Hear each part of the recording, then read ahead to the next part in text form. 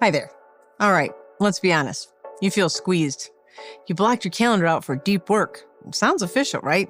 And not 5 minutes later, ping, your boss has an urgent request. The urgency, of course, is debatable. Or how about this? You make a grand announcement to your team. I'm offline after 6 p.m. But you still feel that phantom phone buzz in your pocket during dinner. And the pressure to just check a little bit. If you're nodding along, maybe even sweating a little, it's because you're making the single biggest and most common mistake that guarantees burnout for middle managers. And by middle manager, I mean anyone who has a boss and a team. But don't worry. In this video, I'm going to show you exactly what that mistake is and give you a new playbook that actually works to solve it.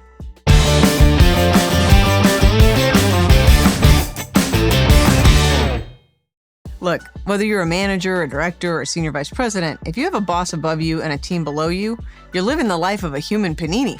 You're pressed between the expectations of senior leadership and the needs of your direct reports. You're caught in the crossfire, feeling constant pressure from both above and below. And it's a well-known recipe for chronic stress and overload. So what do? You try to set boundaries. You put up that calendar block. You practice saying no in the mirror, which feels incredibly awkward. And you promise yourself you'll log off when you say you're going to. But it just seems like it backfires. The boss gets annoyed, your team feels like you've abandoned them, and you're left feeling guilty, scattered, and even more reactive than before. Because here's the mistake. You're treating the symptom, not the cause. You're trying to use a personal Band-Aid to fix a structural problem. Simply protecting your time or saying no often fails because you haven't replaced the broken way of working with a better one. You're fighting a losing battle of time management when you should be managing expectations. And this brings us to the hidden reason that it seems like your boundaries keep failing. You're focused on managing your time when you should be managing your team's expectations and your boss's confidence to execute. The most effective leaders don't just build walls to keep people out. That just makes people look for a ladder. They build better roads. They reframe boundaries from a selfish act of self-protection into a strategic act of leadership that creates clarity, fairness, and psychological safety. It's not about what you won't do. It's about clearly defining how your team and how you and the organization will succeed. So let's get into that framework that makes this all possible. This isn't a random list of tips. These are 3 fundamental shifts in how you operate as a leader. The first shift is going from protecting time to defining priorities. Your goal isn't an empty calendar slot. It's delivering high-quality work. So instead of just blocking time, you need to advertise its purpose. To your team, it can sound like this. Hey team, I'm blocking 10 a.m. to 12 p.m. for focused work, and I encourage you to do the same when you need it. This helps us make fewer mistakes and deliver better work. And for your boss, you frame it around their goals.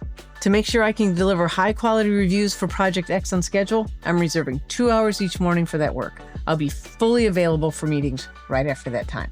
You see the difference? You're not hiding, you're leading. Here's the second shift.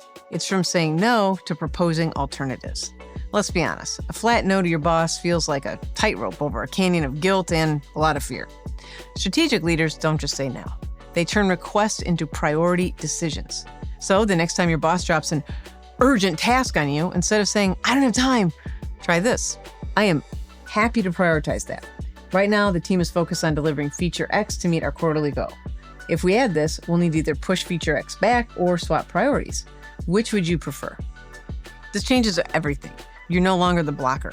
You're a strategic partner helping leadership make smart resource decisions.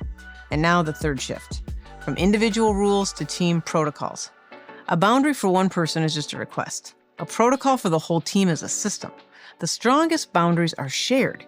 This is especially important with after-hours communication. For example, announce it as a team standard. Hey, to protect our focus and our rest and do our best work, we're setting a new team standard. Let's avoid routine messages after 7 p.m. If something is a true emergency, flag it as urgent and call or text. Otherwise, it can wait until morning. And if you work later in the evening because that works well for your schedule, that's totally fine. Just use schedule send so no one feels pressure to respond. When you model this and protect your team's downtime, it becomes the professional standard, not just preference, and it isn't murky about what's happening either. Burnout is rarely a personal failure. It's the result of failed strategies and inhumane systems of work. Boundaries aren't defensive walls. They're shared rules of engagement that allow people to thrive. When you move from protecting time to defining priorities, from saying no to proposing alternatives, and from individual rules to team protocols, you move from guilt and confusion and conflict to strategic leadership. You're not just managing your energy, you're creating an environment where everyone can do their best work sustainably. Now, I want to hear from you. What's the number one boundary you struggle to enforce as a manager? Drop it in the comments below. And of course, if you want more great tips on how to thrive in the 9 to 5 and beyond, and not be a human panini, just hit subscribe. Happy thriving.